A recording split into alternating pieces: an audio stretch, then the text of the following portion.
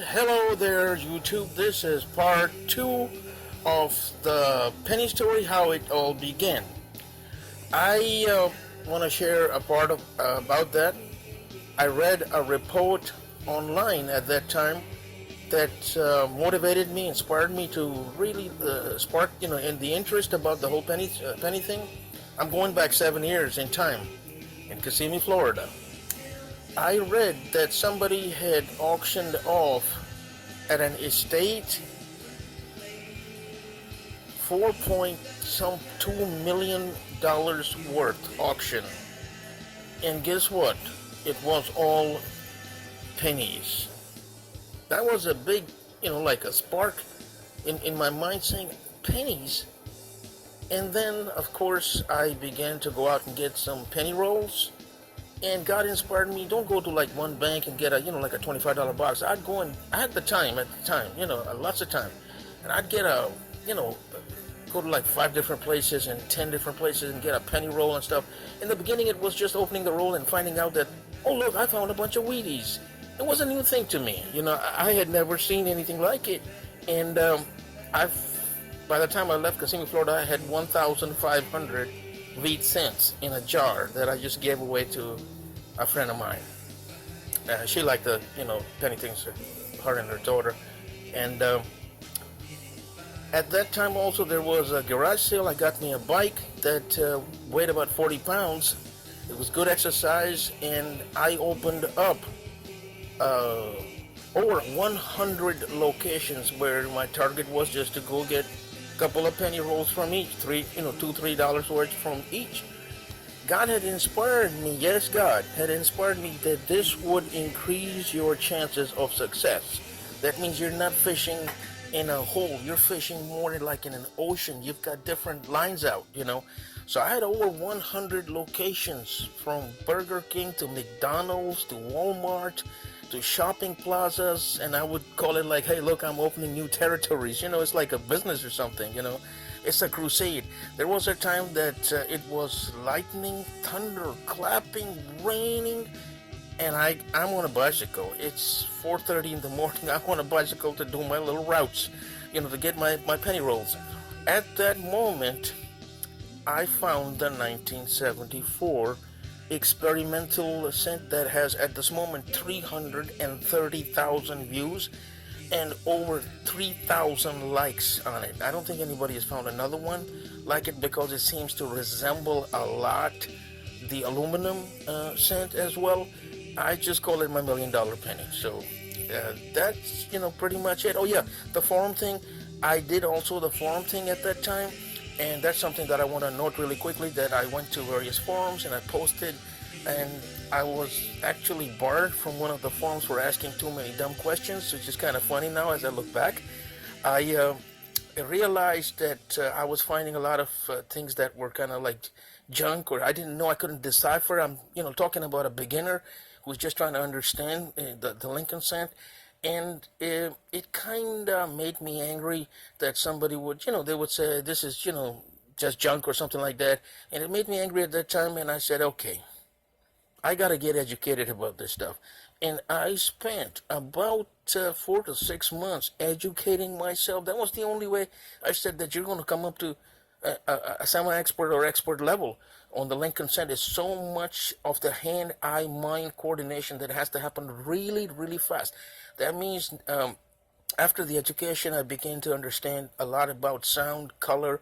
You got to know the scent. Now, after going through about 700,000 scents in my hand, I can just hold a scent in my hand and I could tell you if it's made out of copper or zinc.